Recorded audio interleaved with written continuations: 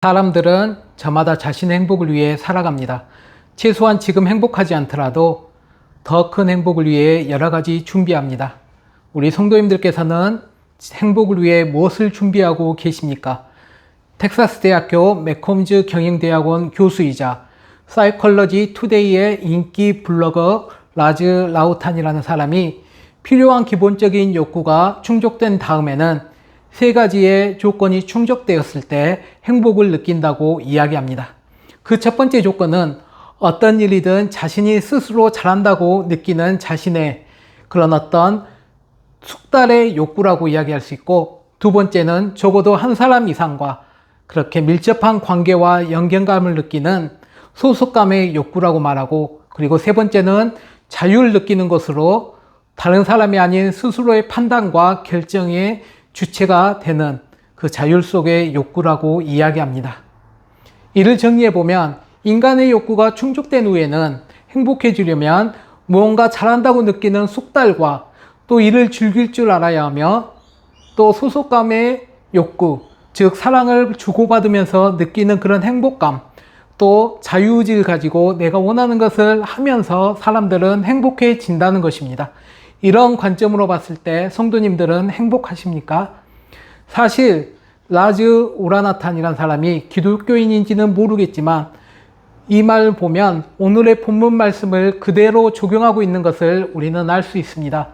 결론적으로 말하면 우리는 하나님을 경외하고 하나님께서 주신 말씀에 순종함으로써 그 숙달의 욕구를 채울 수 있고, 하나님을 사랑함으로써 하나님을 온 마음을 다하여 예배함을 통하여 하나님과의 특별한 사랑은 물론이고 교회 안에서 예수 그리스도로 연합을 누릴 수 있으며, 또 마음의 할례를 통하여 우리를 끈질기게 괴롭히는 그 죄의 사슬에서 온전한 자유를 누릴 수 있는 것입니다.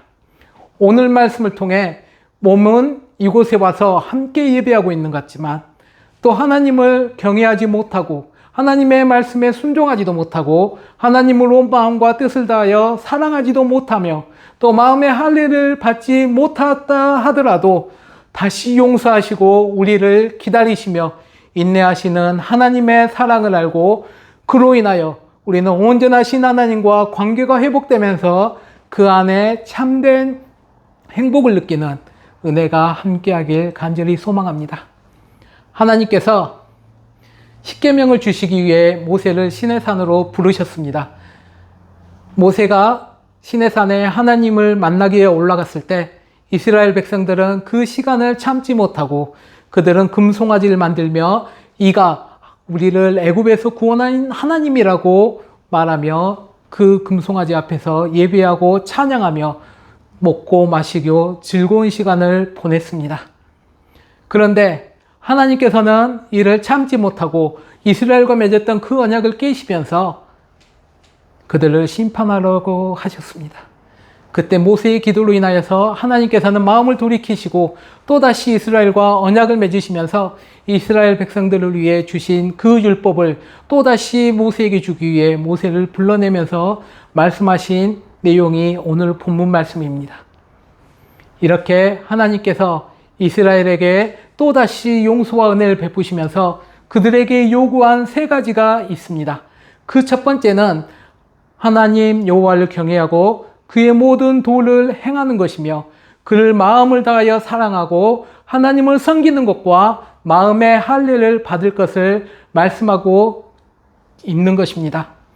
하나님께서 이 명령을 주신 것은 그 하나님 자신을 위해서가 아니라 그들의 행복을 위해서라고 말씀하십니다. 쉽게 말해 하나님의 말씀을 경외하고 순종하고 우리가 마음을 다하여 하나님을 사랑하며 예배하고 또 우리의 죄를 끊어내는 것이 다 우리의 행복을 위해서 하나님의 백성으로서 행복하게 살 수 있는 길이라고 오늘 본문은 말씀하고 있는 것입니다. 하나님을 경외한다는 것은 우리가 먼저 공의의 하나님에 대해서 알 때만 가능합니다. 공의의 하나님께서는 죄를 미워하시고 죄를 심판하시는 분이십니다. 그래서 죄인인 우리는 하나님 앞에 설 때마다 두렵고 떨리는 마음으로 해야 합니다. 그렇기 때문에 우리가 공의의 하나님을 안다면 우리는 그 말씀에 순종할 수밖에 없습니다. 다른 사람의 생각이나 마음을 읽는 능력을 지닌 주인공을 한 소재의 TV나 드라마가 가끔 소개됩니다. 그런데 그 주인공은 일상에서 너무 괴로워합니다. 왜냐하면 사람들의 마음을 읽고 생각을 읽으면서 그 사람들이 너무 위선적이고 거짓되기 때문입니다. 지금 여기서 누군가 우리의 마음을 읽고 있는 사람이 있다면 성도님들의 마음은 어떻겠습니까? 지금 이렇게 순결한 마음으로 예배하는 성도님들에게는 누군가 내 마음을 알기에 기쁘며 참 좋겠다라는 생각을 할 수도 있지만 그와 반대로 지금 당장 부끄러워 어찌할 바를 모르는 성도님들도 계실 것입니다. 그런데 실제로 하나님께서는 우리의 마음과 생각을 다 알고 계십니다. 지금 이 순간에 우리는 알 수 없지만 하나님께서는 우리의 마음의 중심을 보고 계신다는 것입니다. 세상의 사람들은 이를 알지 못하기에 자신이 원하는 대로, 자신이 하고 싶은 대로 세상을 살아갑니다. 그런데 우리 크리스천들은 임마누엘 하나님의 약속과 같이 지금 이 순간에도 함께 하신다는 사실을 항상 기억하며 알아야 합니다. 그래서 우리의 말이나 행동을 조심해야 하며 하나님께서 우리에게 주신 그 말씀대로 순종하며 살아야 합니다. 하나님께서 우리에게 말씀을 주시고 그 말씀대로 살게 하신 것은 우리를 괴롭게 하시기 위해서가 아니라 우리에게 참된 자유와 행복을 주시기 위해서라는 것입니다. 우리가 주님을 몰랐을 때는 육신에 속한 사람으로 우리가 하고 싶은 대로 우리의 욕망에 따라 우리가 원하는 대로 살았지만 그 결과는 우리가 너무도 잘 아는 것처럼 영원한 죽음의 심판입니다. 우리는 죄로 인해 참된 자유와 행복을 누릴 수 없습니다. 그러나 이제 하나님께서 우리에게 예수 그리스도를 통하여 참된 자유를 허락해 주셨습니다. 고린도후서 3장 17절 말씀에 보면 주는 영이시니 주의 영이 계신 곳에 자유가 있느니라고 말씀하셨습니다. 하나님께서는 우리에게 죄로부터의 온전한 자유, 삶의 고난으로부터의 자유를 주시기 위해 우리를 불러주시고 자녀 삼아주시고 이 세상의 염려와 두려움에 빠지지 않게 살기 위해 우리에게 마땅히 따라야 할 도를 허락해 주신 것입니다. 그런데 우리는 이를 알면서도 행하지 않으므로 여전히 불안하며 염려합니다. 우리가 불안한 마음과 염려의 마음을 가지고서는 결코 행복할 수가 없습니다. 하나님께서 만든 이 세상은 하나님 보시기에 너무나도 아름다웠습니다.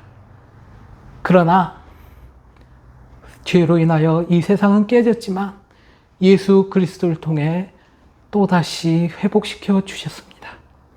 그 회복은 모든 사람에게 지금 주어진 것은 결코 아닙니다. 예수 그리스도를 구주로 고백하는 사람, 하나님을 경외하며 그 말씀에 순종하는 사람에게 주어진 축복인 것입니다. 저와 아내는 길치여가지고 어디에 가려면 꼭 GPS가 필요합니다. 특히 처음 가는 곳이나 익숙하지 않는 곳에 GPS를 켜지 않으면 너무도 불안하고 염려스러워합니다. 심지어는 GPS를 켜도 길을 잃어버릴 때가 참 많습니다. 이렇게 핸드폰에 배터리가 없어서 GPS를 켜지 못하면 정말 잘 갈 수 있을까 염려되고 불안합니다. 이와 같이 우리의 인생도 마찬가지일 것입니다. GPS를 켜면서 그의 안내를 받으면 우리가 가야 할 곳을 안전하게 갈 수 있지만 또 때로는 우리가 잘못된 길로 간다 하더라도 또 되돌아와 온전히 목적지에 도착할 수 있지만 GPS가 없다면 우리는 안전하게 도착하지 못할 것을 염려하며 두려워할 수밖에 없다는 것입니다. 안타깝게도 우리는 행복을 추구하려고 하면서도 온전히 행복을 추구할 수 있는 방법을 알지만 이를 실천하지는 않습니다. 왜냐하면 이것은 우리의 죄된 본성 때문입니다. 그러나 이제 우리와 함께 하시는 성령님을 기억하시기 바랍니다. 그리고 그 성령님의 인도하심을 따라 사시길 바랍니다. 하나님께서는 이 세상을 사랑하시고 우리를 사랑하셔서 우리를 회복시켜주고 우리에게 영원한 생명을 허락해 주셨습니다. 우리는 이 사실을 알기에 우리가 죄인임에도 불구하고 우리를 위하여 허락하여 주신 그 사랑과 은혜를 깨달을 수 있기에 주 하나님을 경외할 수밖에 없습니다. 죄를 미워하신 하나님을 얼마나 두려워하십니까? 그런데 하나님께서는 그 두려움을 사랑으로 받으시길 원합니다. 그래서 하나님께서는 마음을 다하고 성품을 다하여 하나님을 사랑하라고 말씀하신 것입니다. 마음을 다하고 성품을 다한다는 것은 우리가 전인격적으로 하나님을 사랑하라는 말입니다. 그리고 그 하나님에 대한 사랑은 예배로 이어집니다. 우리가 하나님을 사랑할 때야 비로소 온전한 예배를 드릴 수 있습니다. 그 예배는 우리가 주일날 11시에 와서 드리는 이 예배도 포함되지만 24시간 주일 동안 드리는 삶의 예배를 이야기합니다. 로마서 12장 1절에서 2절 말씀을 보면 예배자의 삶의 모습에 대해서 잘 말해줍니다. 그러므로 형제들아 내가 하나님의 모든 자비하심으로 너희를 권하노니 너희 몸을 하나님이 기뻐하시는 거룩한 산 제물로 드리라. 이는 너희가 드릴 영적 예배니야. 너희는 이 세대를 본받지 말고 오직 마음을 새롭게 함으로 변화를 받아 하나님의 선하시고 기뻐하시고 온전한 뜻이 무엇인지 분별하도록 하라. 여기서 중요한 것은 너희의 몸을 기뻐하시는 거룩한 산 제물로 드리라는 것입니다. 여기서 몸을 특별히 강조하면서 기록한 것은 하나님에 대한 사랑을 표현하며 삶으로 드러내라는 의미가 담겨 있는 것입니다. 쉽게 말해서 입으로 말하는 하나님의 사랑에 대한 고백이나 신앙 고백은 아무런 의미가 없다는 것입니다. 우리는 그 사랑과 그 신앙을 우리의 삶을 통해 드러내며 보여야 한다는 것입니다. 그 삶은 거룩입니다. 하나님께서는 이스라엘 백성들에게 내가 거룩하니 너희도 거룩하라고 말씀하십니다. 이 말씀은 이스라엘 백성들뿐만 아니라 우리에게도 동일하게 주신 말씀입니다. 거룩은 하나님의 성품으로 그리스도의 성품을 닮아가는 것을 의미합니다. 그래서 우리는 이 세대를 본받지 않고 이 세상의 문화나 세상의 가치를 따르지 않고 성령님의 인도하심을 받으며 하나님이 기뻐하시고 온전한 뜻이 무엇인지 찾아가는 삶을 이야기하는 것입니다. 하나님께서 그 아들 예수 그리스도를 통해 기뻐하시며 그를 통해 우리를 구원하는 것이 하나님의 거룩한 뜻이었습니다.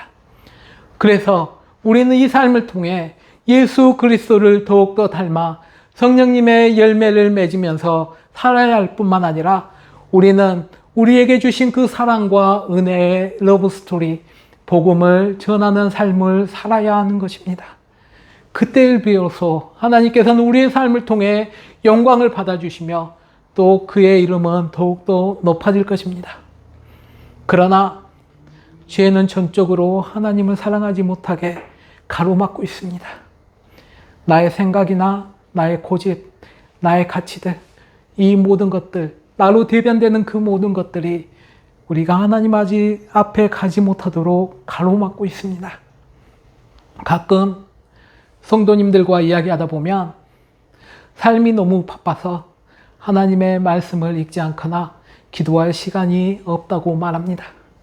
그러나 참된 신앙인은 너무 바쁘기 때문에 더욱더 시간을 내며 하나님의 말씀을 읽고 기도해야 합니다. 왜냐하면 바쁜 삶으로 인해 우리의 마음의 중심을 잃어버리기 너무 쉽기 때문입니다. 우리의 신앙생활로 인하여 나의 꿈, 나의 재능, 나의 재산, 나의 시간, 나의 삶을 들이면 혹시나 그 모든 것을 잃어버리면 어쩌나 하는 두려움과 염려가 있습니다. 그렇기 때문에 하나님을 온전히 의지하지 못하고 나의 삶을 하나님께 맡기지 못합니다. 만약 내일 시험이 있는데 오늘 그 시험을 위해 기도하고 또 내일 그 원하는 대로 점수가 나오면 우리는 매일 기도하며 하나님을 붙들고 의지할지도 모르겠습니다. 그러나 우리의 삶을 살다 보면 그렇지 않을 때가 더 많습니다. 어쩌면 기도하지 않을 때 더 좋은 점수를 맞을지도 모르겠습니다. 그런데 그것은 기도의 능력을 알지 못하는 사람들의 말입니다. 하나님과 교제하는 것이 얼마나 귀하고 복된가를 알지 못할 때 사람들은 결과에 집중하게 됩니다. 하나님께서는 분명하게 말씀하셨습니다. 그 모든 것을 합력하여 선을 이루시는 그 하나님의 은혜 안에 우리는 그 하나님의 선택을 받으며 하나님과 더불어 행복을 누리며 살아가고 있는 것입니다. 오늘 본문 말씀을 보면 이 세상의 만물이 하나님께 속한 것이고 하나님께서 주관하신다고 말하고 있습니다. 하나님께서는 이 세상을 창조하시고 그 은혜에 따라 이 세상을 운행해 가십니다. 그러나 세상을 바라보면 마치 하나님이 계시지 않는 것처럼 보일지 모르겠습니다. 그러나 그 시간에도 하나님께서는 여전히 우리를 기다리시며 우리가 다시 하나님께 돌아오시길 기다리고 있는 것입니다. 때때로 우리 부모님들이 자식들에게 잔소리합니다. 우리 부모님들은 아이들에게 어떤 말을 가장 많이 하십니까? 공부해라, 또 무엇해라, 뭘 해라. 또 배우자가 아내나 남편을 위하여 잔소리를 합니다. 어떻습니까? 오늘 교회에 오시는 길에 우리 성도님들께서는 어떤 이야기를 들으셨습니까? 이제 제가 호주에 와서 10년 넘게 이렇게 사역을 준비하면서 여러 가지 부모님과 이야기를 합니다. 한국에 계신 부모님께 전화를 하면 어머니가 꼭 당부하는 3가지가 있습니다. 그 첫 번째는 항상 하나님 말씀을 깊이 묵상하고 또 열심히 준비해서 하나님의 말씀을 선포하며 그 말씀으로 성도님들이 살아나게 해야 한다는 것입니다. 그리고 두 번째는 성도님들 위해서 기도하라는 것입니다. 한 명 한 명 이름을 써가며 기도하며 또 기도하며 또 기도하라고 말씀하십니다. 그리고 세 번째는 하나님의 사역을 위해서 하나님께서 맡겨주신 그 사역을 위해 또 교회를 위해 성도님들 위해 항상 건강을 챙기라고 말씀하십니다.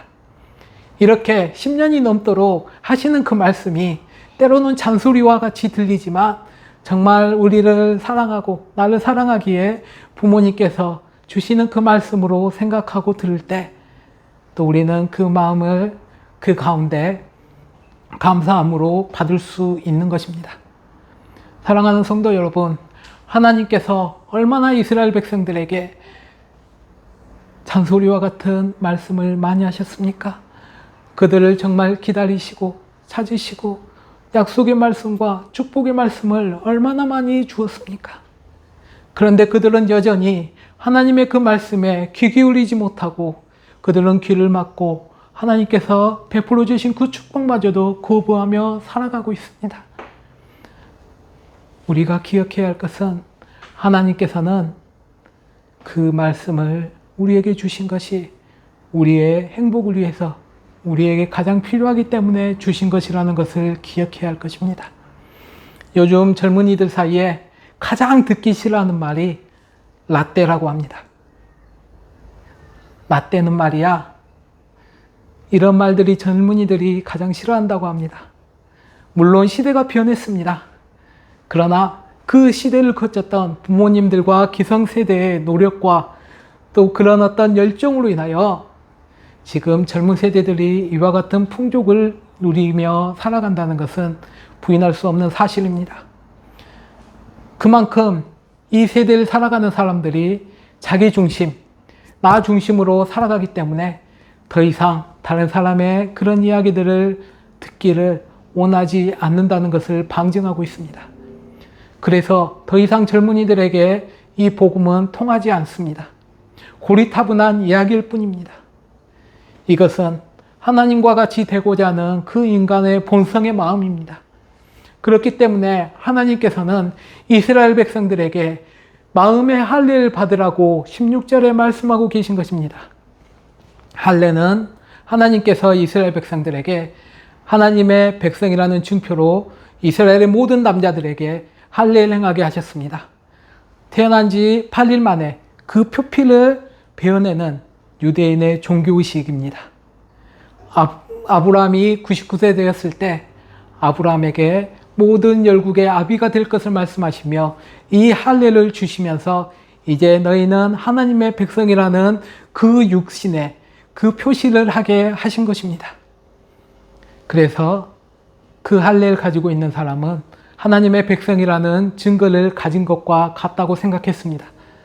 그렇기 때문에 이스라엘 백성들은 할례를 받지 않는 이방인들에게 손가락질하며 그저 하늘 그 지옥의 불쏘시개라고 손가락질했던 이유가 여기에 있는 것입니다. 그런데 오늘 모세는 그 할례를 육신이 아닌 마음에 받으라고 말하고 있습니다. 할례의 참 의미가 무엇입니까? 그 할례는 나는 너의 하나님이 되고 너는 나의 백성이다라는 그 마크인 것입니다. 존 웨슬리는 마음의 할례란 몸에 가하는 외적 할례는 말하는 것이 아니라 하나님 형상대로 새롭게 된 혼과 마음과 영의 올바른 상태라고 이야기하고 있습니다. 결국 마음의 할례를 받는다는 것은 우리의 거룩한 삶을 이야기합니다. 우리는 하늘 아버지께서 온전하신 것처럼 우리도 온전하게 되는 것이며 우리의 마음을 시작하여 삶 전체가 더러움에서 깨끗함을 받는 것을 의미합니다. 진정한 마음의 할례는 마음의 참된 변화를 경험하는 것입니다. 그래서 로마서 12장 2절에 너희는 이 세대를 본받지 말고 오직 마음을 새롭게 함으로 변화를 받아 하나님의 선하시고 기뻐하시는 온전한 뜻이 무엇인지 분별하도록 하라는 이 말씀을 통해 우리에게 도전을 줍니다. 마음의 할례는 우리 안에 있는 욕심들을 또 내가 주인이 되고 내 뜻대로 행하고자 하는 그 불신의 마음들을 제거하는 것을 말합니다. 육신의 할례를 통해 표피를 베며 그 고통을 감수하였던 것처럼 우리는 마음의 할례를 통해 우리가 여지껏 가졌던 그 인간된 욕구와 그 죄된 습성을 이제는 마음에서 잘라내 하나님의 거룩한 백성이 되라는 의미가 포함되어 있는 것입니다. 우리는 이를 통해 진정한 하나님을 섬길 수 있으며 하나님의 백성이 될 수 있습니다. 또 이렇게 우리는 하나님을 온전히 사랑할 수 있으며 그 안에 참된 기쁨과 행복을 누릴 수 있습니다. 존 오웬의 하나님과의 교제라는 책을 보면 이렇게 이야기합니다. 하나님의 우리에 대한 사랑과 우리의 하나님께 대한 사랑은 안식과 만족과 기쁨이다. 우리와 하나님 사이의 사랑에는 사람들의 사랑에서 흔히 나타나는 불안이나 실망이나 슬픔이나 고통이 없습니다. 거기에는 참된 평화와 만족과 환희가 있습니다. 우리는 하나님과의 온전한 사랑과 관계를 통해 참된 휴식과 평화와 만족과 기쁨을 얻을 수 있습니다. 임마누엘 하나님과 함께 하시는 은혜를 누릴 수 있게 되는 것입니다. 다윗은 그 하나님과의 기쁨이 얼마나 크고 평화로운가를 알기에 이렇게 고백하였습니다. 여호와는 나의 목자시니 내가 부족함이 없으리로다. 그가 나를 푸른 초장에 누이시며 쉴만한 물가로 인도하시는도다. 내 영혼을 소생시키시고 자기 이름을 위하여 의의 길로 인도하시는도다. 내가 사망의 골짜기로 다닐지라도 해를 두려워하지 않는 것은 주께서 나와 함께 하시니라. 주의 지팡이와 막대기가 나를 안위하시나이다. 우리가 신앙생활하는 사람들을 크게 두 부류로 나눌 수 있습니다. 그 첫 번째 한 부류의 사람은 자기 자신을 위하여 신앙생활하는 사람입니다. 그래서 자신을 위하여 신앙생활하는 사람들은 항상 자신의 소원이 이루어지길 바라고 자신이 경영하는 바가 성취되기를 바라며 또 자기의 욕구가 충족되길 바랍니다. 이를 위해서 기도하고 이를 위해서 예배하고 이를 위해서 성경을 읽습니다. 어떤 사람은 만약 내 소원이 이루어질 수 있다면 이런 사람들은 언제라도 자신이 섬기고 있는 신을 바꿀 수 있습니다. 가룟 유다가 예수님을 따르다가 예수님을 팔며 자살하여 죽게 된 것은 예수님을 위한 섬김과 질신된 믿음과 사랑이 아니라 나의 목표, 나의 생각을 가지고 예수님께 나온 까닭이기 때문입니다. 또 한 부류의 사람은 하나님을 위하여 신앙생활하는 사람입니다. 하나님을 사랑하는 것이 그 신앙의 전체인 사람이라는 의미입니다. 사랑은 하나님께 속한 것입니다. 하나님의 사랑 안에 희망이 있고 진정한 안식을 얻으며 참 사랑이신 예수 그리스도를 따르며 다른 사람을 온전히 사랑하는 마음을 배우게 됩니다. 사람은 사랑받고 사랑을 배우기 위해 불완전한 모습으로 세상에 태어났습니다. 내가 다른 사람보다 부족한 부분이 있는 것 같고 나의 능력이 작아 보일지라도 그건 중요한 것이 아닙니다. 우리는 더 크게 사랑할 수 있습니다. 왜냐하면 그 무엇과도 비교할 수 없을 사랑을 받았기 때문입니다. 반대로 사랑을 받지 못한 사람들은 사랑할 수 없습니다. 참된 사랑을 알기 전에는 우리는 평안과 기쁨을 누릴 수 없습니다. 불과 같은 남녀 간의 사랑도 부모 자식 간의 사랑도 물질 앞에서 깨어지기 쉽습니다. 인간의 욕망과 갈증은 오직 하나님의 사랑만으로 해소될 수 있을 것입니다. 초대교회 이후에 교회를 이끌었던 사람들을 교부라고 하는데 교회의 아버지라는 의미입니다. 교부 폴리캅은 복음을 전하는 이유로 로마 재판장에게 끌려갔습니다. 그리고 그 로마 재판관은 황제를 숭배하면 자유롭게 풀어주겠다고 약속을 합니다. 그러자 폴리캅은 이렇게 이야기하였습니다. 86년 동안 내가 주님을 섬겼고 그분이 나를 해롭게 한 적이 한 번도 없는데 어떻게 나를 구하신 왕을 저주할 수 있겠습니까? 그는 이 말 남기고 순교하였습니다. 말씀 맺도록 하겠습니다. 오늘 본문 말씀에 보면 내가 너희를 먼저 사랑했다고 말씀하십니다. 우리를 택하여 주시고 구속하여 주시고 인도해 내신 분이 주 하나님이라는 것입니다.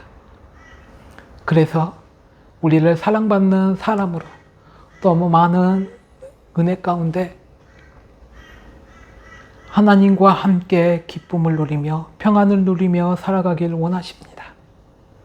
하나님께서 주신 그 계명, 그 복음을 우리는 이제 듣고 또 그 복음을 실천하며 또 그 복음을 나누며 살아가는 삶을 살아야 할 것입니다.